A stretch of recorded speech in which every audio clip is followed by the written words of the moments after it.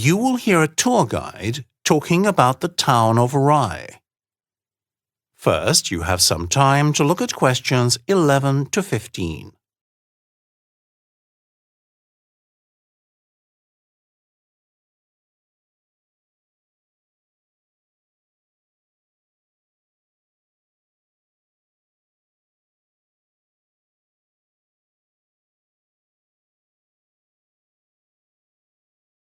Listen carefully to the first part of the talk and answer questions 11 to 15.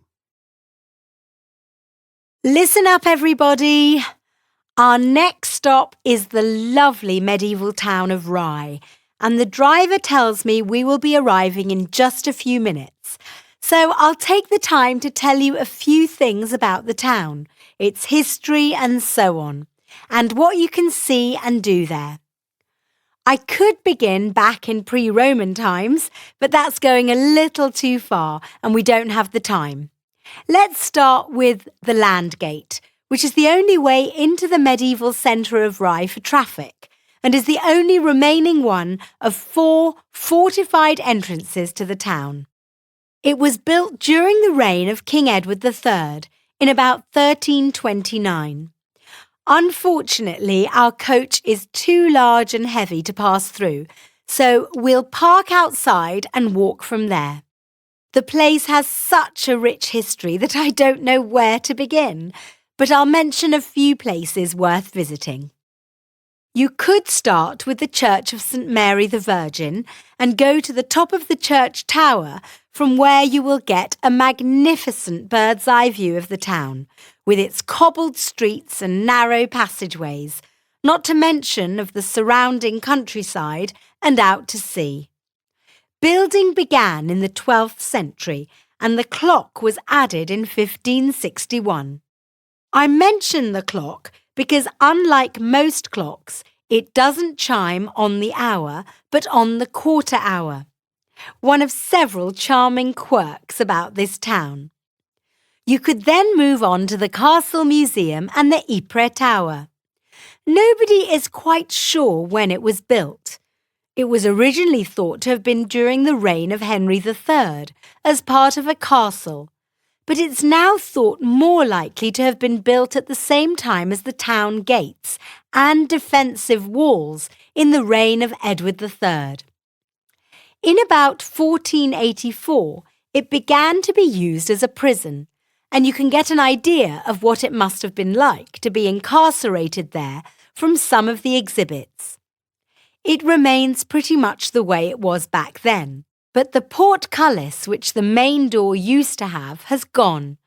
I should add that there are 2 museums, or one divided in 2, and the other is in East Street. But if museums and medieval castles are not your thing, there's still plenty to see and do. For those of you interested in literature, there's Lamb House, which was built in the 18th century, 1732 or thereabouts, and home to Henry James, the great American novelist, who leased the property for a while and bought it in 1899. As well as some artefacts from his life there, you can stroll around the walled garden at the house. But you may just want to wander among the cobbled streets and narrow passageways of the town, admiring the lovely old medieval, Tudor, and Georgian buildings. There are lots of restaurants and tea rooms you can stop off at. There's the harbour to visit, Rye is still a working port, and there's a nature reserve nearby the harbour. For those who like shopping, there are shops selling antiques, books, records, and artisanal goods. The area is renowned for its ceramics, and there are art and photography galleries that are well worth a look. After all that, you might feel like some refreshments or a delicious meal. You should try the Mermaid Inn, which was established in the 12th century and has a long, turbulent history. The current building dates from 1420 and has 16th century additions in the Tudor style, but cellars built in 1156 survive. The inn has a strong connection with the notorious Hawkhurst gang of smugglers, who used it in the 1730s and 1740s as one of their strongholds when Rye was still a thriving port. Now you have some time to look at questions 16 to 20.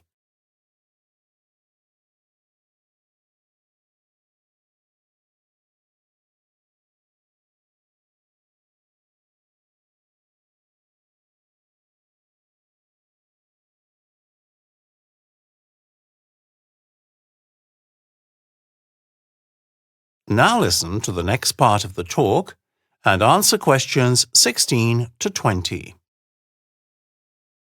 Right, before you wander off, let me just give you some times so you know what you can fit into your day. It is now, 10:30, and you must meet back here at the coach at 4. So, of the places I've mentioned, St Mary's Church is open to the public from 9:15 to 5:30. But you must ask permission to go up the tower. It also depends on there being clear weather, but it's fine today, so there should be no problem. The Ypres Tower and Museum is open as I speak and stays open until 5 o'clock every day of the week, while the museum in East Street has the same hours, 10:30 to 5, but only opens at weekends and bank holidays, so we're in luck. Now, let me see, what else? Yes, Lamb House, where Henry James and E.F. Benson lived, is open on Tuesdays and Saturdays from 11 to 5:30, so again we've come on the right day. For those of you who like the great outdoors, there are footpaths that lead to the nature reserve. It's about 1.5 miles from the centre. It's a beautiful walk, and you might see some species of bird becoming rare in this country. But do allow yourself time to get back here by 4. If you're hungry now, I'm afraid we're too late for breakfast at the Mermaid Inn, which was from 8 to 10, but I'm sure there are other places. Lunch hours are from 12 noon to 2:30 if you want to try local cuisine. They also do very good French cuisine as well, I've heard. Right, as you leave the coach, I'll give each of you a leaflet with a map and some useful information. And don't forget, back here at 4 o'clock. That is the end of section 2. You now have half a minute to check your answers.